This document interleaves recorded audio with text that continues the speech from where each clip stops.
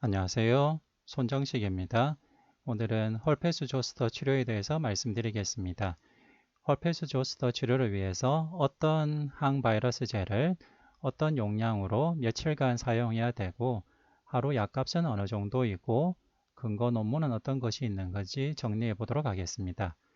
헐페스조스터 치료에 주로 사용하는 항바이러스제는 발라사이클로버와 팜시클로버가 있습니다. 대부분의 국제진료 지침에서는 팜시클로버 500mg TID를 추천하고 있습니다. 500mg TID 같은 경우에는 하루 약값이 22,000원 이상이기 때문에 자부담 30%를 하더라도 비용 부담이 만만치 않고 우리나라 약전에는 팜시클로버 250mg TID가 허가가 나 있습니다. 근거 논문을 찾아본 결과 1994년에 시행된 RCT에서 팜시클로버 250mg TID, 500mg TID, 750mg TID와 아시클로버를 비교했을 때 팜시클로버 세 가지 용량이 다 아시클로버보다는 치료 효과가 더 좋았고 팜시클로버 세 용량의 치료 효과는 차이가 없었다라는 근거 논문이 있었습니다. 따라서 이 근거 논문을 가지고 팜시클로버 250mg TID를 사용할 수 있겠고 다만 면역 기능이 떨어져 있는 환자의 경우에는 팜시클로버 500mg TID도 고려해 볼 수 있겠습니다. 그리고 발라사이클로버도 아시클로버와 비교했을 때 치료 효과가 더 좋았다는 근거 논문이 있었기 때문에 우선 사용할 수가 있습니다. 다만 발라사이클로버와 팜시클로버를 비교한 RCT는 없었습니다. 팜시클로버 같은 경우에는 250mg TID 일주일간 사용해 볼 수 있겠고 발라사이클로버 같은 경우에는 1000mg TID 일주일간 사용할 수가 있겠습니다. 팜시클로버는 750mg 휴디 용법도 있는데요. 750mg 휴디 용법도 과거 RCT에서 250mg TID와 500mg BID와 비교한 연구에서 치료 효과의 차이가 없었습니다. 따라서 팜시클로버는 750mg QD와 250mg TID 둘 다 사용할 수가 있겠습니다. 대상포진 환자분에게 교육할 내용은 대상포진이 다른 사람에게 전염이 될 수 있다는 것을 교육할 필요가 있습니다. 대상포진 환자는 특히 수두를 앓은 적이 없고 백신을 접종받지 않은 분들에게 전염시킬 수가 있고 특히 임산부나 조사나 저체중아, 면역력이 떨어지신 분들에게는 특히 조심해야 됩니다. 따라서 대상포진 걸리신 분은 손을 잘 씻고 발진이 있는 부분을 잘 드레싱하고 가능한 만지지 않고 손도 잘 씻고 다른 사람에게 전파시키지 않도록 주의해야 될 교육을 해야 되겠습니다. 제니털 허페스 심플렉스를 보겠습니다. 제니털 허페스 심플렉스는 크게 퍼스트 에피소드의 치료와 예방치료로 나눌 수가 있고 예방치료는 에피소딕한 치료와 서프레시브 컨티뉴어스 치료로 나눌 수가 있습니다. 제니털 허페스 퍼스트 에피소드 치료는 팜시클로버 250mg TID 7일을 사용할 수가 있고요. 발라사이클로버 1000mg BID 7일도 사용할 수가 있습니다. 우리나라 약전에는 발라사이클로버를 제네탈 헐페스의 풀스트 에피소드로 소드 치료에 사용할 때는 500mg BID를 사용하도록 약전에 나와 있는데요. 제가 논문을 서치해 본 결과 제네탈 헐페스 풀스트 에피소드 치료로 발라사이클로버 500mg BID를 사용한 근거 논문을 찾을 수가 없었습니다. 따라서 제네탈 허페스 풀스트 에피소드의 경우에는 우선적으로 팜시클로버 250mg TID를 쓰는 것이 무난하겠고 발라사이클로버 같은 경우에는 1000mg BID를 사용하시는 것이 좋겠습니다. 예방요법은 재발을 심하게 하거나 연간 6회 이상 자주 재발하시는 경우에는 컨티너스 서프레시브 치료를 해야 되겠고 이 경우에는 발라사이클로버 500mg 큐리를 지속적으로 사용할 수가 있습니다. 이보다 심하진 않고 연간 6회 미만으로 생기는 분들은 발라사이클로버 500mg BID 3일 요법을 사용할 수가 있겠고요. 제네탈 허페스를 리커런트하게 앓으시는 분들은 전조 증상을 대부분 느끼시니까 전조 증상이 있을 때 가능한 조기에 약을 쓰시도록 교육을 하면 되겠습니다. 그리고 제니탈 허피스 같은 경우에는 성교 전파성 질환이기 때문에 특별히 콘돔을 사용한 안전한 안전한 성생활을 하도록 교육하도록 하고 병소가 나타났을 경우에는 성적 접촉을 피하도록 교육하는 것이 필요합니다. 구순, 입술과 입의 포진인 경우에는 일반적으로는 아시클로버 연고제를 사용하게 되는데요.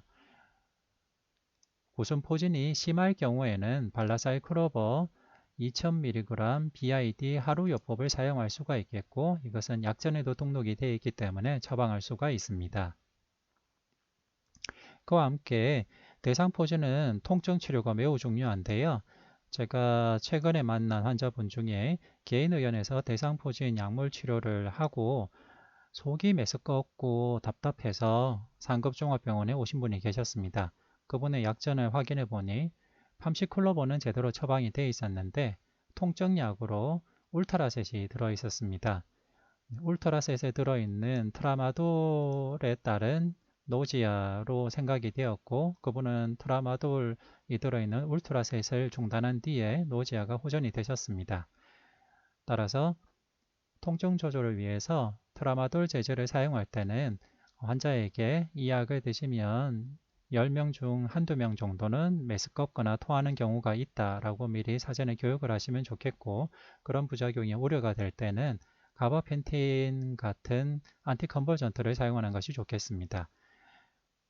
헐페스조스터는 통증이 매우 심하기 때문에 가바펜틴 도즈는 가능한 300ml 캡슐로 스타트를 하는 게 좋고 첫째 날에는 하루 1번, 둘째 날에는 하루 2번, 셋째 날부터 하루 3번 TID로 투여하도록 처방을 내시고 교육을 하시면 되겠고 이 사이에도 통증이 심한 분들이 있기 때문에 추가적인 다른 통증약을 처방하는 것이 좋겠습니다. 우리나라에서 나온 성매개 감염 진료 집필 2016년도 판에는 성기 단순 포진의 치료에 대한 공고안이 있는데요. 최초 발현 전기 단순 포진 같은 경우에는 팜시클로버 250mg TID 일주일 정도 그리고 발라사이클로버 1000mg BID 일주일 정도가 공고가 되어 있습니다.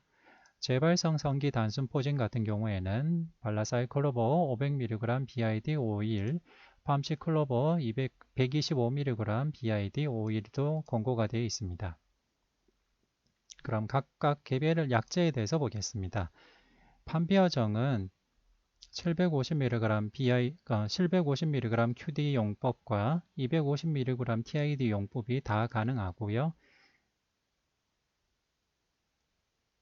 판비어정 250mg짜리는 대상포진 감염증 치료에 250mg TID 7일, 초발성 생식기 포진 감염증에 250mg TID 5일, 급성 재발성 생식기 포진 감염증에 125mg BID 5일, 그리고 재발성 생식기 포진의 억제 치료에 250mg BID 지속요법이 가능하고 질병 자연경과 변화 여부를 관찰하기 위해서 한 6에서 12개월마다 주기적으로 치료를 중단하도록 권고하였습니다.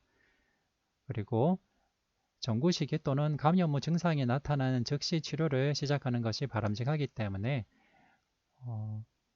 재발 예방을 위한 치료 같은 경우에는 환자분에게 발진이 나타날 조짐이 보이거나 전조 증상이 나타나면 바로 약물들을 시작하시도록 교육을 하면 되겠습니다.